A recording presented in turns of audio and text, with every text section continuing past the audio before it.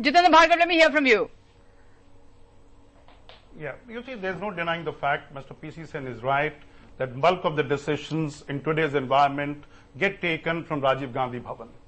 The board has had just 4 new members inducted, but otherwise it was a board which also comprised largely of the ministry officials. Now, unless you have experience of running an airline, an enterprise which is in service sector, you cannot deliver results, number one. Number two, the reality also can't be ignored that Air India is cast in yesteryear mold. When you operated in a monopoly environment, your work culture was different, your service attitude was different. Had Air India been set up about 5 years ago, 7 years ago, when customer was king, customers become king, Air India employees would have perhaps not gone on strike at a time when we had a tragedy on hand, the peak season when most people are traveling on LTC and during vacation. Other airlines cannot offer much of the seats. Now, all these factors have to be taken into consideration, and then the larger issue that Air India needs to be run professionally. Nobody can deny it.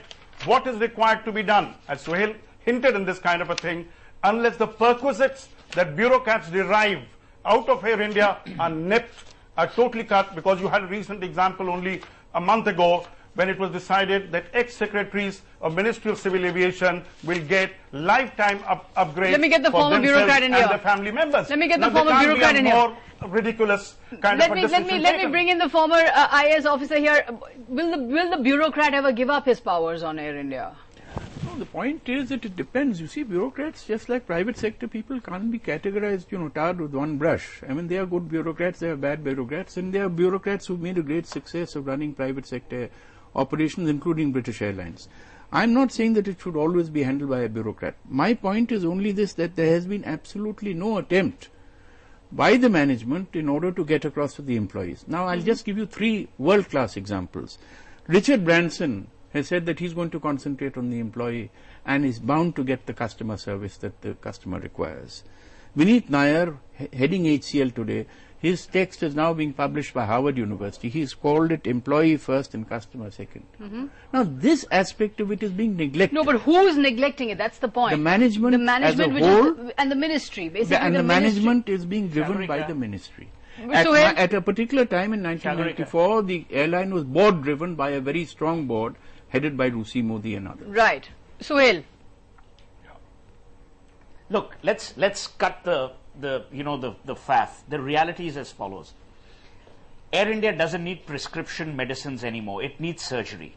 Will someone in the government have the courage? And it can't be left only to Praful Patel. It must be a cabinet decision. And I can tell you that the cabinet will obfuscate like they obfuscated almost everything in this country. So here are the choices. You will continue to support Air India, and the moment you give a patient in a coma more oxygen, you're only expending oxygen, you're not solving the problem. Either we take a decision saying that, look, these guys in their present structure and form cannot operate, so let's shut it down. The merger of 2 cultures hasn't obviously worked. I was told just now before your program began that the Air India union within the Air India environment today did not want to strike. It's the guys from the erstwhile Indian Airlines Union who struck work. So there's obviously a cultural mismatch. What is also tragic is that for various reasons of consumer convenience, the passenger has been happily left out of this discussion. Right. It's almost as if the Indian citizen doesn't matter to either the Air India management, to the Air India staffers, or for that matter to the ministry. But Suhail, but the staffers are saying, but to extend PC Sen's point, the staffers are saying that they have no one to talk to. There is no management out there who's listening to them. But that's my point. So what recourse do they have except to go on strike? Which is what PC Sen is saying, that there's no HR. But Sagarika, but you've hit the nail on the head. Add to that. You will never have the staff talking to management in this structure. The IAS officer is used to a Babu culture of dictating, not listening, of ordering, not accepting. It's the Babus that are responsible squarely. PC Sen himself ran a brilliant Indian Airlines when they rebranded Indian Airlines.